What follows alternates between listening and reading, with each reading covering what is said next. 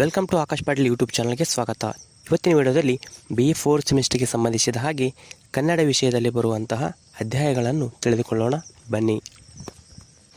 ಇದರಲ್ಲಿ 4 ಘಟಕಗಳನ್ನು ಒಳಗೊಂಡಿದೆ ಮತ್ತು 16 ಅಧ್ಯಾಯಗಳನ್ನು ಒಳಗೊಂಡಿದೆ ಅಂತ ಹೇಳ್ಬೋದು. ಈಗ ಒಂದೊಂದಾಗಿ ಅಧ್ಯಯನ ಮಾಡ್ಕೋತಾ ಹೋಗೋಣ ಬನ್ನಿ. ಘಟಕ 1 ಕಾಯಕದಲ್ಲಿ ಬರುವಂತಹ ವಿಷಯಗಳನ್ನು ತಿಳಿದುಕೊಳ್ಳೋಣ.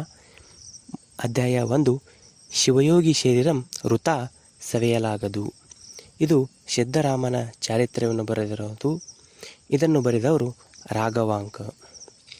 ಇನ್ನು ಅಧ್ಯಾಯ 2 ಕಾಯಕ ತತ್ವದ 2 ವಚನಗಳು. ಐದಕ್ಕಿ ಲಕ್ಕಮ್ಮ ನಾಲಿಯ ಚಂದಯ್ಯ. ಐದಕ್ಕಿ ಲಕ್ಕಮ್ಮನ್ನು ಚಿತ್ತಶುದ್ಧಿಯಲ್ಲಿ ಕಾಯಕ ಮಾಡುವವರಿಗೆ ನುಲಿಯ ಚಂದಯ್ಯ ಅವರು ಕಂದಿಸಿ ಕುಂದಿಸಿ ಬಂಧಿಸಿ ಎಂಬ ವಚನಗಳನ್ನು ಬರೆದಿದ್ದಾರೆ. ಇನ್ನು ಅಧ್ಯಾಯ 3 ಡಾಕ್ಟರ್ ರಾಜಕುಮಾರ್ ಎಂಬ ಬೆವರಿನ ಮನುಷ್ಯ. ಇದನ್ನು ಬರೆದವರು ಬರಗೂರು ರಾಮಚಂದ್ರಪ್ಪ. ಇನ್ನು ಅಧ್ಯಾಯ 5 ಸುಗ್ಗಿಯ ಹಾಡುಗಳು. ಇದನ್ನು ಬರೆದವರು BS ಗದ್ದಿಗಿಮಠ.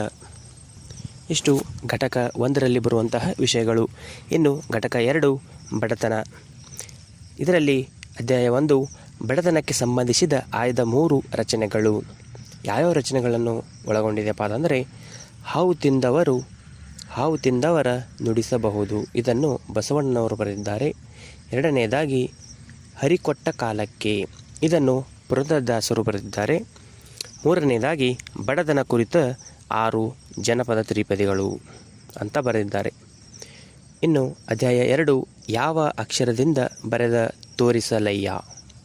ಯಾವ ಅಕ್ಷರದಿಂದ ಬರೆದು ತೋರಿಸಲಯ್ಯ ಎಂಬ ಚನ್ನಣ್ಣ ವಾಲಿಕರ್ ಎಂಬ ಲೇಖಕರು ಬರೆದಿದ್ದಾರೆ ಅಂತ ಹೇಳ್ಬೋದು. ಇನ್ನು ಅಧ್ಯಾಯ 3 ಮಹಾನವಮಿ ಅನ್ನುವುದು ಬೆಸಗರಹಳ್ಳಿ ರಾಮಣ್ಣ ಎಂಬ ಲೇಖಕರು ಬರೆದಿದ್ದಾರೆ. ಇನ್ನು ಅಧ್ಯಾಯ 4 ಪುಟ್ಟ ಕೈಗಳಲ್ಲಿ ಪುಸ್ತಕವಿರಲಿ ಪಾತ್ರೆಯಲ್ಲ. ಪುಟ್ಟ ಕೈಗಳಲ್ಲಿ ಪುಸ್ತಕವಿರಲಿ ಪಾತ್ರೆಯಲ್ಲ ಎಂಬ ಧರಣಿದೇವಿ ಮಾಲಗತ್ತಿ ಲೇಖಕಿಯವರು ಬರೆದಿದ್ದಾರೆ ಅಂತ ಹೇಳ್ಬೋದು. ಇನ್ನು ಅಧ್ಯಾಯ 3 ಕಾಲ. ಇದರಲ್ಲಿ ಬರುವಂಥ ವಿಷಯಗಳಂತಂದರೆ ಹಕ್ಕಿಯು ಹಾರುತ್ತಿದೆ ನೋಡಿದಿರಾ ಎಂಬ ಹಾಡನ್ನು ದ.ರಾ ಬೇಂದ್ರೆಯವರು ಬರೆದಿದ್ದಾರೆ. ಎರಡನೇದಾಗಿ ಹೆಪ್ಪುಗಟ್ಟುತ್ತಿಲ್ಲ ನಮ್ಮ ಮನೆಯ ಕೆನೆ ಹಾಲು. ಇದು M.S. ಶೇಖರ್ ಅವರು ಬರೆದಿದ್ದಾರೆ. ಮೇಘಾಚ್ಛಾದನ. ಇದನ್ನು ಬರೆದವರು ವಸುದೇವ ಭೂಪಾಲಂ, ಮೂಲತಃ ಶ್ರೀಕಂಠ ಕೂಡಿಗೆ. ಕೊನೆಯದಾಗಿ ಕಾಲಕ್ಕೆ ಗೀತೆ. ಇದನ್ನು ಪಾಬ್ಲೋ ನೆರಡೋ, ಮೂಲತಃ ಅನುವಾದ ಮಾಡಿದವರು ಜನ್ನ ಜೇಸ್ರಿ. ಇಷ್ಟು ಅಧ್ಯಾಯ 3ರಲ್ಲಿ. ಇನ್ನು ಕೊನೆಯ ಅಧ್ಯಾಯ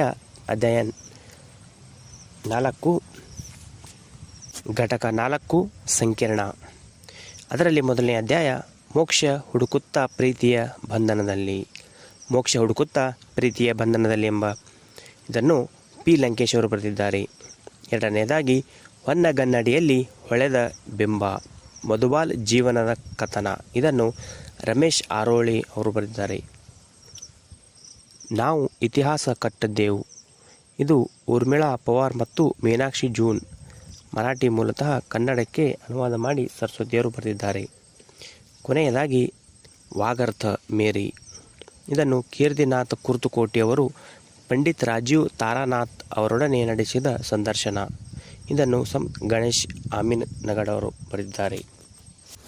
ಇಷ್ಟು ಘಟಕ 4ರಲ್ಲಿ ಬರುವಂತಹ ವಿಷಯಗಳು ಅಂತ ಹೇಳ್ಬೋದು. ಇವತ್ತಿನ ವಿಡಿಯೋದಲ್ಲಿ BA 4ನೇ ಸೆಮಿಸ್ಟರ್ ಬರುವಂತಹ ಪರಿವಿಡಿ ಯಾವ್ಯಾವ ಅಧ್ಯಾಯಗಳನ್ನು ಬರುತ್ತವೆ ಅಂತ ನೋಡಿದೆವು. ಮುಂದಿನ ದಿನಗಳಲ್ಲಿ ಪ್ರತಿಯೊಂದು ಅಧ್ಯಾಯಗಳ ವಿಡಿಯೋಗಳನ್ನು ಮಾಡಿ ಹಾಕ್ತಾ ಇರ್ತೇವೆ.